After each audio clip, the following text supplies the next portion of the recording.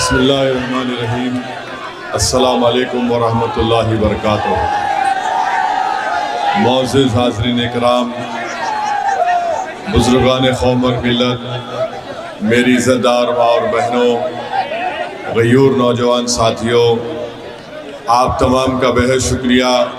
کہ آج آپ نے اپنا قیمتی وقت نکال کر آج یہاں پر جو مجلس اتحاد المسلمین کی جانب سے بلرام پور کے ودھان سبھا کے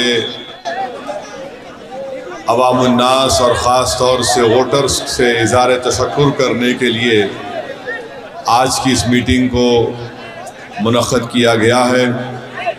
شہ نشین پر تشریف فرما محترم جناب اختر الایمان صاحب، رکن اسمبلی و صدر بہار پردیش مجلس اتحاد المسلمین، جنرل سیکرٹری آفتاب عالم صاحب، یوتھ کے لیڈر جناب عادل حسن صاحب اور تمام نو منتخب شدہ اراکین اسمبلی، جس میں ہمارے توصیف عالم صاحب ہیں،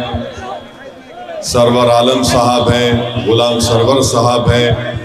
مرشد عالم صاحب ہیں، اور ہمارے وہ امیدوار بھی شامل ہیں جو ناکام تو ہوئے ہیں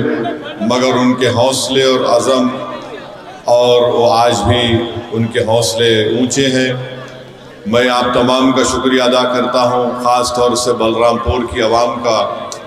کہ انہوں نے 80,000 کی تعداد میں نکل کر اپنے ایک ووٹ کا استعمال جناب عادل حسن صاحب کے حق میں کیا ہے، اور میرا یہ اخلاقی فریضہ ہے کہ میں آپ تمام کا شکریہ ادا کروں۔ اور رسول اللہ صلی اللہ علیہ وسلم کی حدیث شریف ہے کہ رحمت للعالمین صلی اللہ علیہ وسلم نے فرمایا، جو انسانوں کا شکر ادا نہیں کرتا وہ اللہ کا شکر ادا نہیں کر سکتا۔ تو میں آپ تمام کا شکریہ ادا کرنے آیا ہوں، اور مجھے یقین ہے کہ انشاءاللہ تعالی عادل حسن صاحب کچھ 250-300 ووٹ سے ایم ایل اے بننے سے رک گئے۔ مجھے یقین ہے کہ انشاءاللہ تعالی وہ آپ کے درمیان میں رہیں گے، آپ کی تکالیف اور آپ کی ناانصافی کے خلاف وہ آواز اٹھاتے رہیں گے۔ میں بلرام پور کی عوام کو اس بات کا تیقن دے رہا ہوں کہ انشاءاللہ تعالی ہم بھی اور ہمارے تمام نو منتخب شدہ اراکین اسمبلی بلرام پور کی آواز بن کر آپ کے اس ودھان سبھا کی آپ کی تکالیف کو دور کرنے کی کوشش کریں گے۔ اور میں عادل حسن صاحب سے بھی کہنا چاہوں گا کہ وہ اپنے حوصلوں کو بلند رکھیں، اور یہ وقتیہ طور پر ان کے ایک سیاسی سفر میں ایک چھوٹی سی رکاوٹ آئی ہے، مگر میں ان کو مبارکباد دیتا ہوں کہ انہوں نے بڑی بے باکی کے ساتھ اور بڑی محنت یہاں کے مجلس کے تمام ذمہ داروں نے کی۔